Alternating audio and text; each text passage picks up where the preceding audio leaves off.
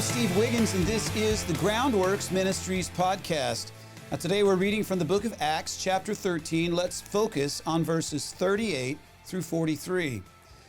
Therefore, let it be known to you, brothers, that through this man, Jesus, forgiveness of sins is being proclaimed to you, and everyone who believes in him is justified from everything which you could not be justified from through the Torah of Moses.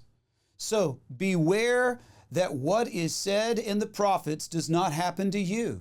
Look, you scoffers, marvel and vanish away, because I am doing a work in your days, a work that you will never believe, even if someone were to explain it to you.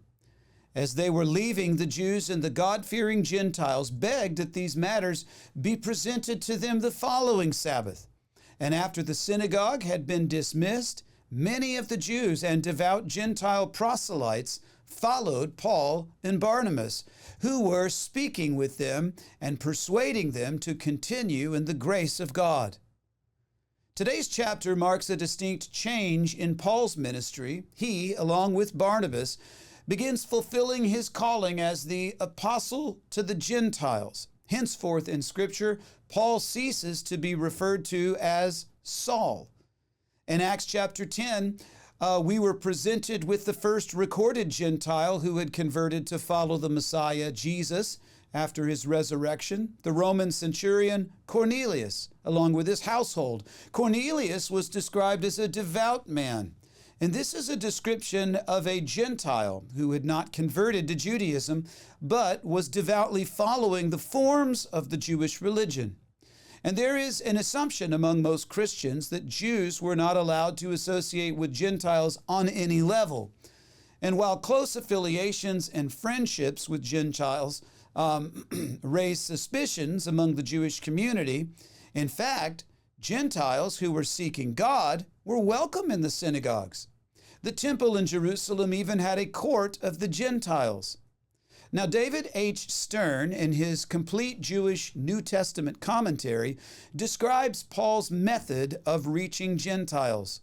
He said, besides Paul's conviction that it was right to present the gospel first to the Jews, he knew that it was in the synagogue there where he would also find the Gentiles, who were most likely to be responsive, since what they call proselytes of the gate, unquote, were already interested in the one true God.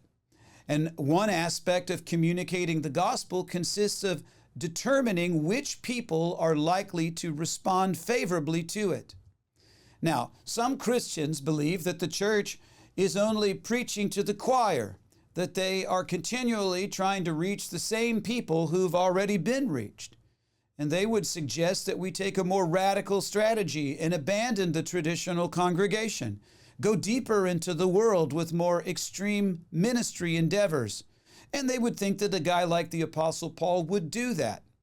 And while this strategy may have noble intentions on the outset, well, I believe that it neglects a very obvious truth. Non-believers also attend church. And the reason that they're attending church is because they are seeking to believe. Thousands of people come to faith every year inside of a church service. And that is a challenge to any church wanting to make the Great Commission a serious thing, and who want to see revival in their communities. Paul's method of synagogue first still works in today's world. Go first to the place where people are already asking the right questions. And that place is the church. And then radiate outward from that base of ministry. I'm Steve Wiggins, and this is the Groundworks Ministries podcast. You know, Groundworks Ministries operates entirely through financial donations from faithful people like you. And yes, we need your monthly support. Donating is secure and it's easy at our website, groundworksministries.com. Another way to help is to tell people about Groundworks Ministries. Why don't you share these podcasts with your friends and family and on your social media? And of course, you can always direct folks to our website, groundworksministries.com.